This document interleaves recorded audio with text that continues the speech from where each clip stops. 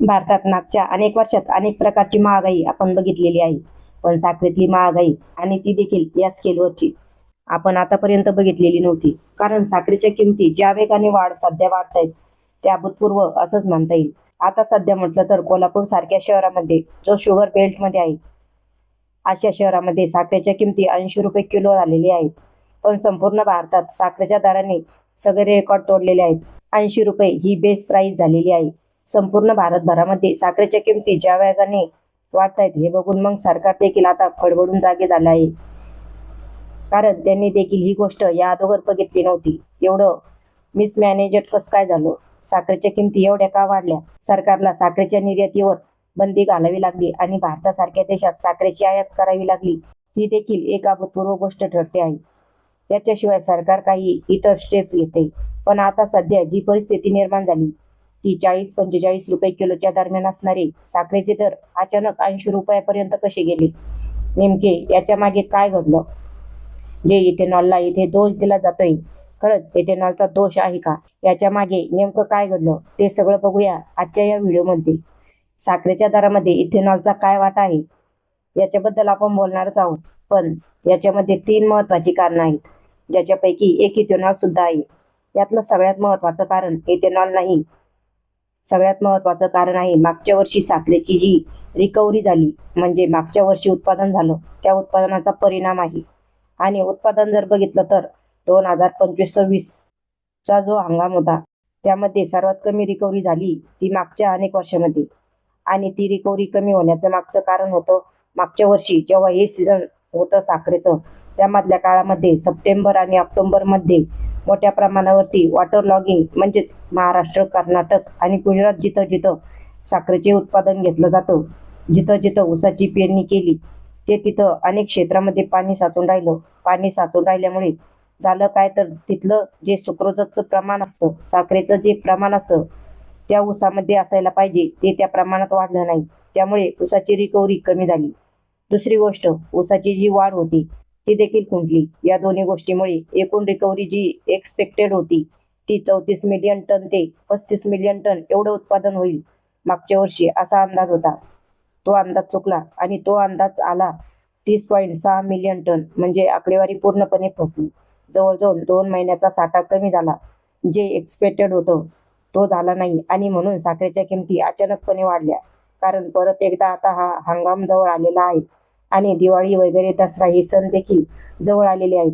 त्यामुळे देखील किमती वाढत आहेत. याला आणखी एक महत्वाचं कारण ठरलं ते म्हणजे ऊसावर येणारे रोग. आणि उत्तर प्रदेश आणि महाराष्ट्र हे खरं तर साखरेचे उत्पादन करणारी सर्वात महत्वाची राज्य आहेत.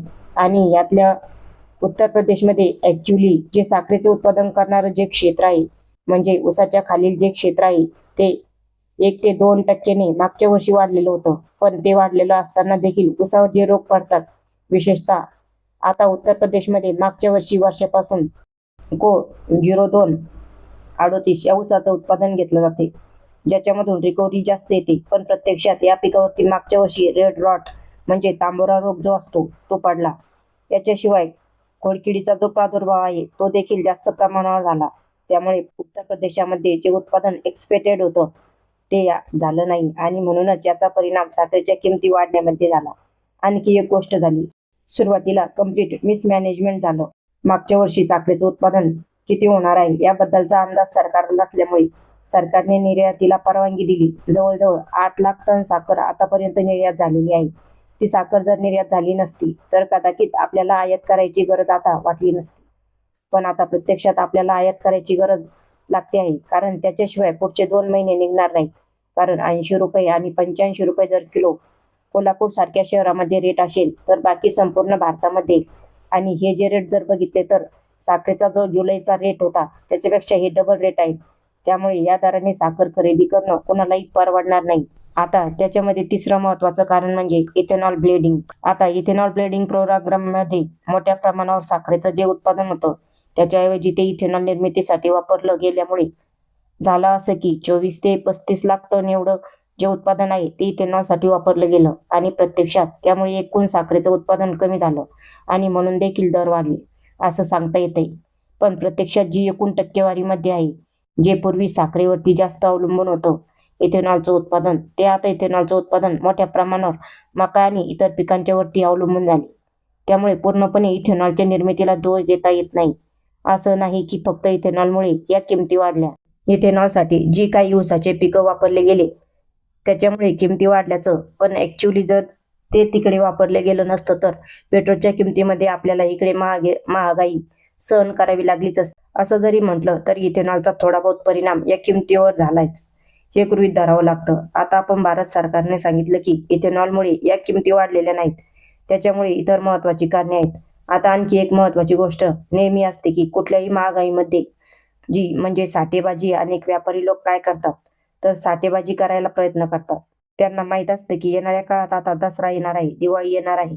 दिवाळी यायच्या अगोदर मग आता कमी रेट असताना साखर गोळा करून ठेवायची.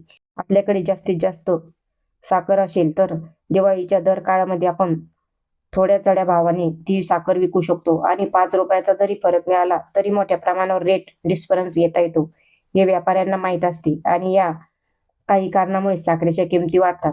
आता यावर उपाय काय आणि सरकार आता सध्या काय करते, काय होऊ शकतं आणि तुम्ही काय करायला पाहिजे? आता सरकार 3 महत्त्वाच्या गोष्टी करते.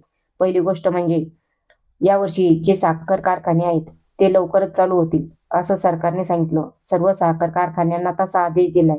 लवकरात लवकर तुम्ही यावर्षीचे साखर उत्पादन आहे ते चालू करा. दुसरी गोष्ट म्हणजे भारत 10 लाख टन एवढी साखर आयात करणार आहे आणि ती ड्युटी फ्री असणार आहे. म्हणजे जनरली भारतात साखर आयात करायची असेल तर त्याच्यावर 100% टॅरिफ लागत असतो, पण ही ड्युटी फ्री असेल. म्हणजे डायरेक्ट आपण साखर घेणार आहोत, त्यामुळे लवकरात लवकर ती साखर मार्केटमध्ये येईल असं सांगितलं जातं. आता याच्यामध्ये एक गोष्ट लक्षात घ्या. आणखी एक गोष्ट आहे जी साठेबाजी आहे. त्याच्यासाठी जे मोठे व्यापारी आहेत त्यांच्यावरती 400 टनची लिमिट घातली. 400 टनापेक्षा जास्त साखर कुठलाही व्यापारी आपल्याकडे ठेवू शकणार नाही. त्यांचं फिजिकल व्हेरिफिकेशन सरकारी अधिकारी सध्या करतायत. आता या सगळ्या गोष्टी जर बघितल्या तर आता जे साखरेच्या किमती आहेत त्या 80 रुपये वगैरे ह्या किमती कमी होतील आणि त्या 65 ते 70 रुपयापर्यंत पुढच्या महिन्यात येतील असं सांगितलं जातंय. त्यामुळे कोणीही तुमच्यापैकी जर कोणाला असं वाटत असेल की आता आपण जास्तीत जास्त साखर घेऊन ठेवावी, कदाचित येणाऱ्या काळात म्हणजे दिवाळीच्या तोंडावर साखरेच्या किमती 80 ते 85 वरून 100 क्रॉस करतील, 110 क्रॉस करतील, अशी जर कोणी भीती काढत असेल तर ती भीती निराधार आहे. साखरेचे उत्पादन जरी आपल्याकडे आता नसलं तरी कारखाने लवकर चालू होणार आहे. दुसरीकडून साखर आपण आयात करतोय, या गोष्टीच्यामुळे साखरेच्या किमती 65 रुपयाच्या आसपास स्थिरावण्याची शक्यता आहे.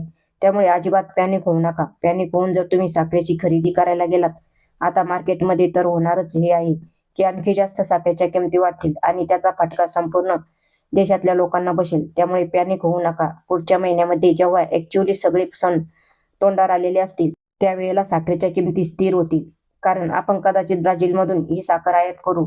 ती साखर पुढच्या महिन्याच्या मध्यापर्यंत आपल्या देशामध्ये पोहोचेल आणि सगळ्या मार्केट्स पर्यंत पोहोचेल आणि त्यामुळे दर कमी होतील. त्यामुळे साखरेच्या किमती वाढल्या म्हणून पॅनिक व्हायचं कारण नाही आणि ती आता खरेदी करून घरात साठेबाजी करायचं तर अजिबातच गरज नाही. त्यामुळे या काही कारणांच्यामुळे साखरेच्या किमती वाढलेल्या आहेत, असं जनरली या अगोदर कधीही झालं नव्हतं. हा व्हिडिओ तुम्हाला कसा वाटला हे आम्हाला कमेंटमध्ये जरूर सांगा आणि अशाच माहितीपूर्ण व्हिडिओ पाहण्यासाठी आपल्या चॅनलला सबस्क्राईब करा. धन्यवाद.